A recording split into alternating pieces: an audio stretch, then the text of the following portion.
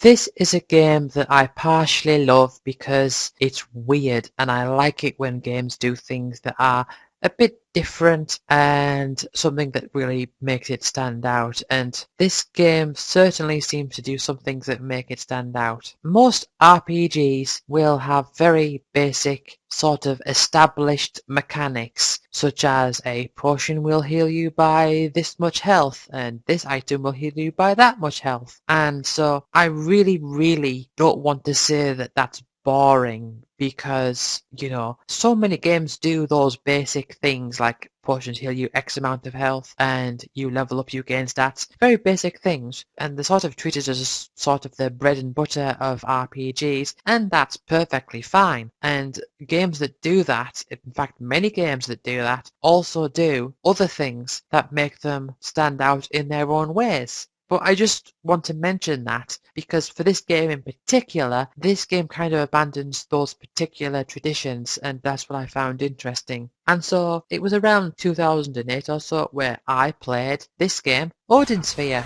And Odin Sphere takes you through the story of 5 separate characters, one after the other. And they all go to the same areas throughout the game, and they each have each area scaled to their story progression of that area in the game. So say the first area for one character might be the third area for another character, but the enemies will still be strong enough to reflect how far through the game that character is. And all the levels take place on these series of circular paths. So it's sort of like if you imagine a 2D platform game where you can walk left and right. It's sort of like that apart from it cycles round. So if you imagine like a map, it would just be like a straight circle line. I say a straight line, but no, a round line, but a perfectly circular path. And from each of these paths, you will have branches, so you'll have points where you can branch off. So each level is designed like a set of circles with branches all connecting to each other, and that's how you progress through the different levels. And each segment of these different levels will have a set of enemies that you'll fight, and then you'll be rewarded with a treasure chest at the end, and you have to go over to the next set of enemies in the next area, or it might be a boss or a shop or something else or whatever. But there are a few things that this game does that really takes the core concepts of RPGs, like I said, potions heal you this much health, and really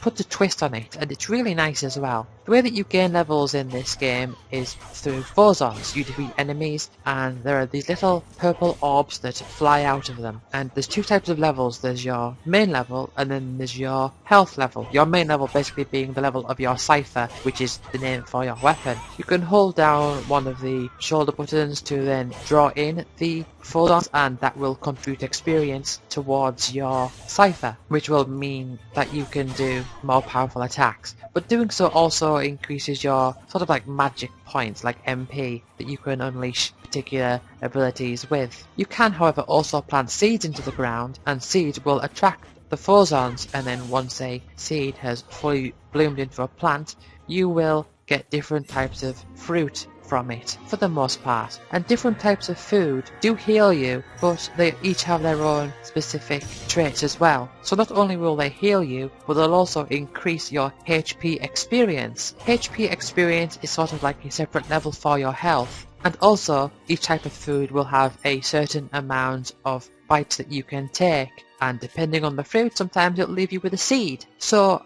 I'll give you an example. You might have a type of berry that will heal you so much health and give you loads of health experience, and you can eat it twice or maybe 3 times or whatever, and then it's gone. You may also have bread, which increases your health experience very slightly, but heals a lot more health. And you might have this other fruit where once you've eaten it, once you've taken all the bites out of it you keep the seed that's inside it, and you can plant that seed and then gather phosons to grow another one of those plants in order to get another one of these pieces of fruit. And it's really nice. I really like the different interactions between even just something that would be as simple as healing items You also, for example, can get this type of seed which doesn't grow any plants, but once it's attracted all of the phosons it needs to fully bloom, it will then start releasing phosons, and it will release more phosons outwards total than it took in, but you need to make that initial investment. And the main other thing that I want to talk about in regards to this game is how money works, because I've never seen another game use money in this same way, and again, I think it's very interesting, because in pretty much any other game that I've played that has money as an element to it, you might have more than one type of currency, but each currency that you do have is just a static number. You have 400 credits, or you will have a treasure chest that you open, and in it you will find 33 of this type of currency or whatever. But this game doesn't work like that. In this game you collect specific coin values. So you might have a coin that's worth 1, or you might have another coin that's worth 5, and you collect these coins individually, and you actually have like an inventory of different tiers of different coins. And the way that this game works economically is that you don't get change, you just have to spend what you have. So if you wanted to buy something that was worth 7G. So you go to a shop and you think, right, I want that, and it adds to 7G, right? But you only have a 10G coin. You have to spend that coin and lose the 10G in order to get the two things. So you won't get 3G back. And so there was a time when I was very young, and you know when you're very young and you don't understand how the world works. I didn't understand how change worked when I was very young, okay? And so I thought it's not good to have large value coins, it is to have many small value coins, because I didn't think of how change would work. I mean, obviously it makes sense in the real world that you would get change, because that would just be stupid. But to take this as a game mechanic and sort of work about it is very interesting, and it also offers up new possibilities for different types of variables. Like, imagine you learned an ability where you could turn a 50G coin into 5 10G coins or something. It just adds that extra layer of depth to it, and it's so untraditional, and I love it.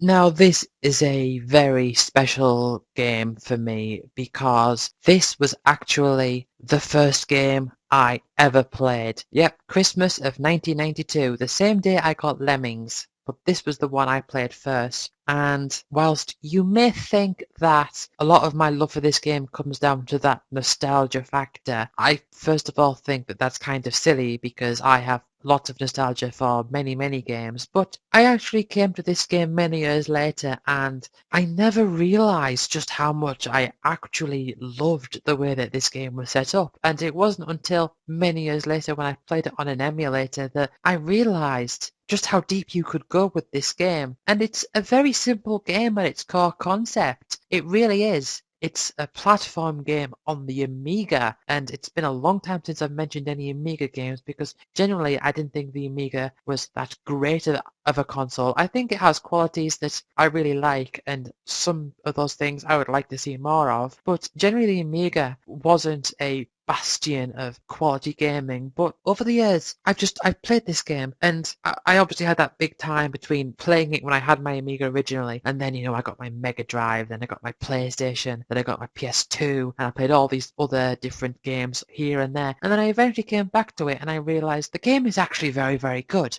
And I have mentioned once before, when I was talking about DuckTales Remastered, about the live system, and I have mentioned that I really think the live system is very misrepresented, and I think that given the right circumstances and the right gameplay surrounding it, a live system can make a game really, really good. And if ever there's an example of that, Tearaway Thomas is such a good example of that. Okay, Tearaway Thomas, you have 5 worlds, it's a platform game. The aim of the game is to collect enough gems to open up the exit, and then jump into the exit, and then you complete the level and move on to the next level. And you have to do this through every level, and then when you get to the end, you complete the game. You don't learn special attacks, all you do is run and jump. There's a couple of occasions where you can pick up power-ups, such as wings that will allow you to flutter gently through the sky, or a hamburger which will cause you to run faster, which you will need on certain occasions. But I have never completed this game. I have gotten to the final stage a few times, And I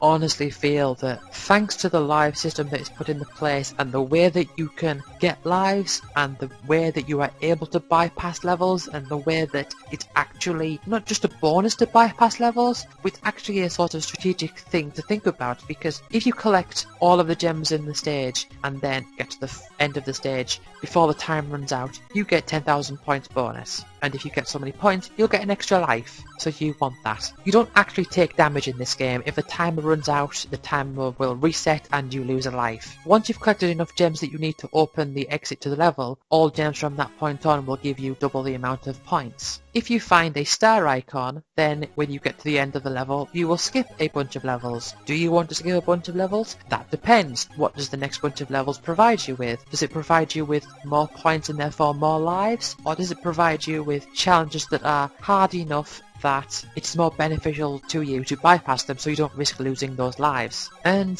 the amount of times I have played through this game, never succeeded, but the amount of times I've played through this game, the amount of times I have improved on my ability to play through the early levels in the first world, or the second world, or the third world even, has gotten better over time, and I have allowed myself to gather more resources each time I have played. Yes, there is some level of memorization when it comes to the level, but it's not something that just overtakes you, it's just something that you learn as you play through the game. And even elements such as the fact that bigger gems will give you more points, coupled with the fact that once you've collected enough gems, all gems from that point on for the rest of the level will give you double points. Things like that matter because it contributes towards your score, which contributes towards your lives, which contributes towards your success. Meaning that even if you can complete the first level without any issues whatsoever, you can still get better at that level and it will benefit you in the long run. And that is true for every level in the game. And because of that, certain levels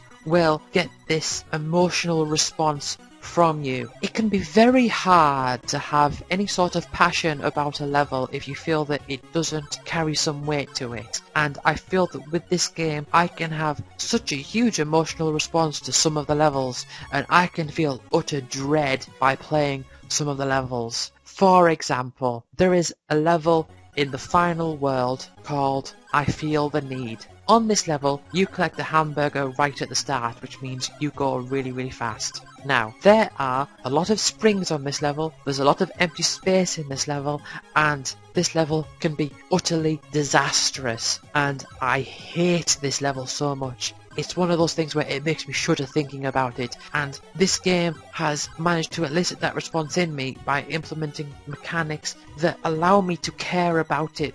In fact, I think you'll see throughout many entries on this list that I love games that don't have a live system or the inability to save and all that sort of stuff. You know that I love games where there's a lot of depth to it on the whole grand scheme of things, but what this game does and what this game demonstrates is that you could take something so simple and just add so much risk to it, and it adds so much personality, and you start appreciating everything so much more when everything is packaged in this sort of way. And I think that when a game can use its mechanics to the point where you hate a level, not because it's an annoying level and the mechanics aren't good, but you hate a level because of how dangerous it is, how terrifying it can be, that makes a game feel so much better.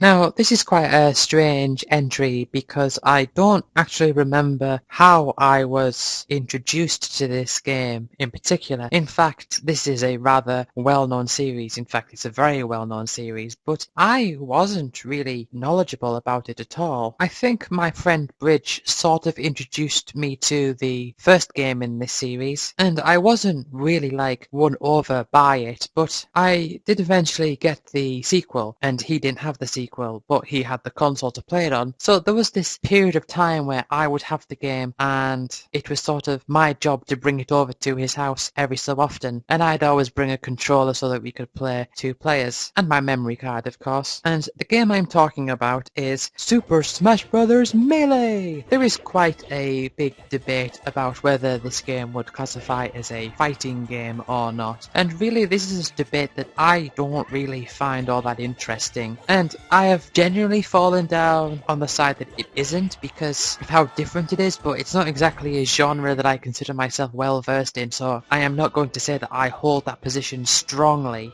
But if for some reason you don't know how Super Smash Bros. Work, I will give you a brief idea. Basically, it's all based on Nintendo characters, so you'll have your Mario and your Link and your Kirby and Pikachu and all that lot, and it's up to 4 players, and you're all in this 2D arena, sort of like a side-scrolling arena, and you have to fight each other. And the way that you win is you kill each other by hitting each other out of the screen, and once a character is thrown out of the screen so far, they basically lose a life, even though there's different types of settings, different types of modes, where it determines points in different types of ways. But the way that you knock them out of the arena is that when you hit them, you don't have health, so to speak, but rather you have this percentage, and the higher that the percentage goes, the more fragile the character is, and the further back they'll be knocked. So at the start, you'll hit them and they'll just bounce off a little bit, but it'll eventually get to the point where you can hit them and they'll bounce back quite a lot, and so you can do these big powerful attacks that will knock them back even further, but of course if their percentage isn't high enough they can recover and bounce back pretty easily. And you have different settings as well, so you've got the stock match, which is where everyone has a set amount of lives and the last one standing is the one who wins. And you also have the point match where you determine score based on how many kills each player gets minus how many lives they lose, and then it adds up the score at the end of the round. And there's other strange varieties on that as well. Also, this game is known for the different amount of items that you can find, which you can turn them all on and off in the settings individually. And different items are things that you'll find and then you'll pick up and then you can use them, and there might be a weapon like the hammer from Donkey Kong where you'll just swing back and forth with this hammer and it'll hit the enemy quite far back. Or it might be a Pokeball, so you throw the Pokeball and a Pokemon jumps out. Yeah, I think this game was released after the 2nd generation of Pokemon, so it had like Ho-Oh and Lugia and all those 2nd generation Pokemon mixed in with the 1st generation. But it was all themed on Nintendo stuff, and that includes the levels as well as the characters and the items that you could pick up.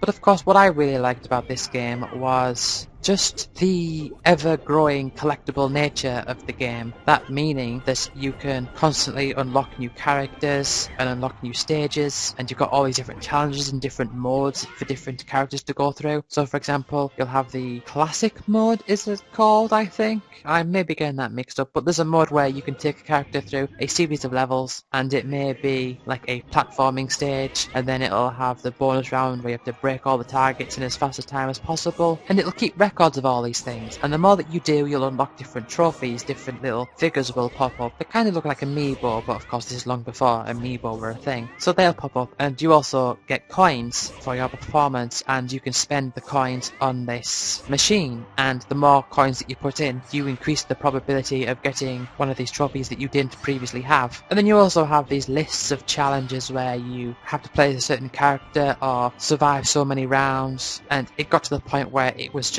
too hard for my abilities. I did unlock all of the characters, I remember that. I think either Mewtwo or Mr. Game & Watch was meant to be the hardest one to get, although I don't remember exactly how you got them. I think you had to play for a large amount of time or something like that. I didn't quite unlock all of the levels. I unlocked all of them apart from Final Destination, which is just a flat plane, and I know I didn't unlock all of the trophies. What's actually quite interesting but also quite strange with the trophies as well is that the more that you get, the more you'll see on this display. And so you've got this table in the middle of this room, and you will see the different trophies scattered around on this table, and the more that you get, the table grows, and because the table grows and you're able to look around more, that means you're able to zoom the camera further out, and zooming the camera further out will allow you to see all these different Nintendo items dotted around the room on these different shelves. Like you might have a Game Boy Advance next to a SNES, and then you'll have this TV screen on one of the other shelves. But yeah, there's quite quite a lot of those unlockables, which I really do like that aspect of the game. I don't remember thinking to myself that I absolutely love this game, but I did enjoy it quite a lot, and looking at my playtime, it came to like 70 hours or so, because I knew I played it for what felt like a long time, especially for a game that isn't an RPG. And also, as a side note, I like to play as Marth the most. One reason being that I just liked being a character with a sword, I guess. It just felt more natural to be a character with a sword, I suppose.